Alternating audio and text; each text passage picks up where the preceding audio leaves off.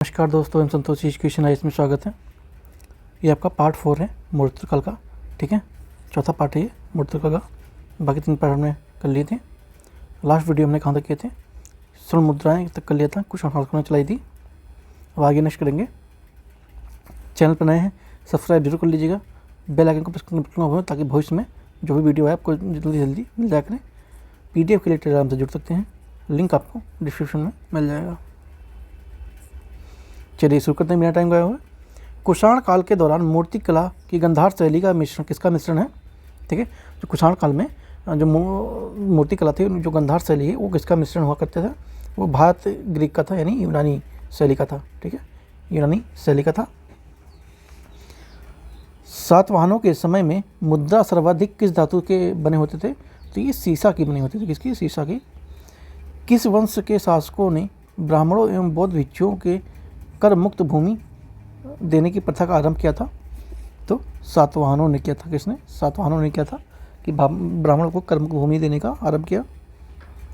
भारतीय रंगमंच में यवनिका यानी कि जो पर्दा का शुभारंभ किसने किया था? तो ये यूनानी शासकों ने किया था। किसने किया था? यूनानी शासकों ने किया था। भारतीयों के महान रेशम मार्ग किसने आरंभ किए थे? तो कनिष्क ने किए थे। किसने? कनिष्क ने किए थे।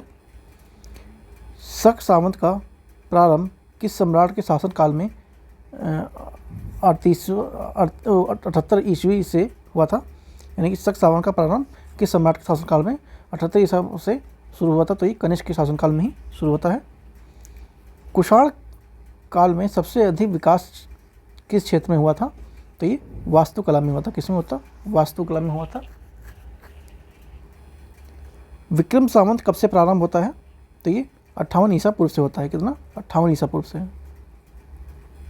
ठीक है, इसी से हिंदू कैलेंडर जो ये 78 ईसा पूर्व ईस्वी और जो 58 ईसा पूर्व ईस्वी से विक्रम सावंत और शक सावंत का निर्माण हुआ था, जो कि हिंदी पंचांग या कैलेंडर है। बुद्ध की खड़ी प्रतिमा किस काल में बनाई गई थी? तो ये कुषाण काल शासकों के काल में बनाया गया था।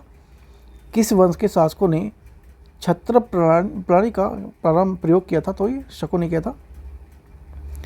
त्रितार यानी कि मुक्तिदाता की उपाधि किस वंश के शासकों ने धारण की थी? तो ये शक शासकों ने किया था। किसने? शक ने।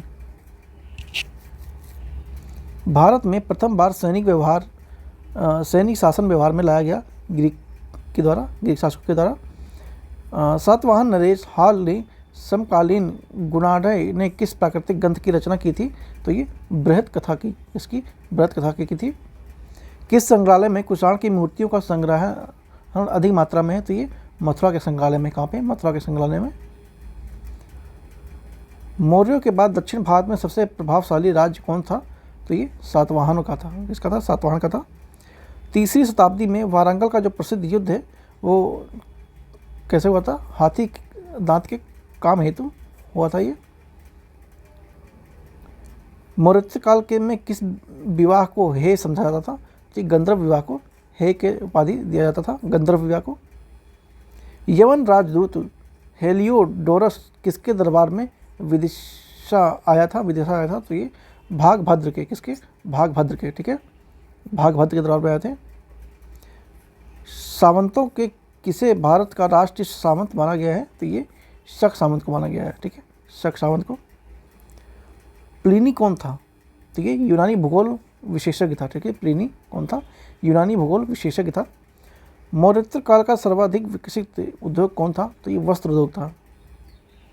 मौर्योत्तर काल था, उसमें सबसे सर्वाधिक विकसित कौन सा उद्योग था? तो वस्त्र उद्योग था। मौर्य एवं मौर्योत्तर काल में पश्चिमी भारत का सर्वाधिक महत्वपूर्ण बंदरगाह कौन सा हुआ करता था? तो ये सोपारा का हुआ करता था। ठीक है, सोपारा बंदरगाह है, उसमें सर्वाधिक महत्वपूर्ण बंदरगाह था। मौर्योत्तर काल में पूर्वी तट पर स्थित महत्वपूर्ण व्यापारिक बंदरगाह कौन सा था? तो ये ताम्रलिपि था। कौन था? ताम्रलिपि था। जूनागढ़ अभिलेख प्रशस्ति ये किसका है? रुद्रदमन का है। ठीक है, रुद्रदमन का है। तक्षशिला विश्वविद्यालय की कहाँ पे स्थित है? तक्षशिला विश्वविद्यालय कहाँ पर स्थित था? ठीक है, तो ये पाकिस्तान में, आधुनिक पाकिस्तान में उस समय था। ठीक है, अब देखते हैं कुछ प्रमुख दरबारी कवि और उनके संरक्षक कौन कौन थे। तो इस साइड में दरबारी कवि थे और ये संरक्षक लिखा हुआ है, सेम यहाँ पे भी ऐसा ही दिया हुआ है। तो एक नज़र में देख लेते हैं। कोशिश करेगा कि यहीं पे याद हो जाए, ज़्यादा बेटर है। ठीक है। ठीक है, नोट्स बनाने की जरूरत नहीं है, ये वैसे ही कंसाइज फॉर्म में है। बाकी अगर आपकी इच्छा है तो बना सकते हैं, ठीक है। तो भवभूति दरबारी कवि किसके संरक्षक में था? यशोवर्मन के था, ठीक है, यशोवर्मन के दरबार के कवि थे। अश्वघोष किसी में थे? कनिष्क के दरबारी कवि थे, ठीक है, कनिष्क के। चरक भी कनिष्क से संबंधित हैं। कौटिल्य हैं, ये चंद्रगुप्त मौर्य से संबंधित हैं, उनके दरबारी कवि थे। नागार्जुन ये कनिष्क के ही काल में हैं। चंद्रवरदाई ये पृथ्वीराज तृतीय के कार्यकाल से संबंधित है। कंबा ये चोल राजा से संबंधित है। भारवी ये सिंह विष्णु जो थे राजा, उनसे संरक्षण प्राप्त था। कालिदास ये चंद्रगुप्त द्वितीय के दरबार में कवि हुआ करते थे, चंद्रगुप्त द्वितीय। चंद्रवरदाई ये पृथ्वीराज तृतीय काल में थे, इन्होंने ही पृथ्वीराज रासो लिखा है, ठीक है, चंद्रवरदाई ने। हरिसेन ये समुद्रगुप्त के दरबारी कवि थे।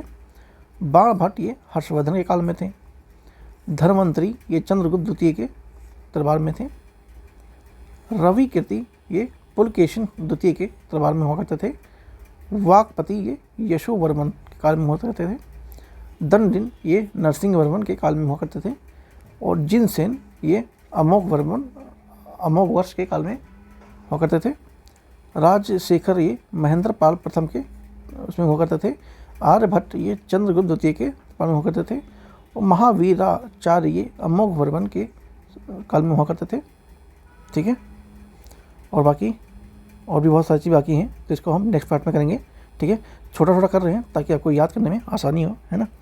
और जल्दी से आप इसे 2 से 3 बार वीडियो देख लेंगे तो भी आपको रिकॉल हो जाएगा।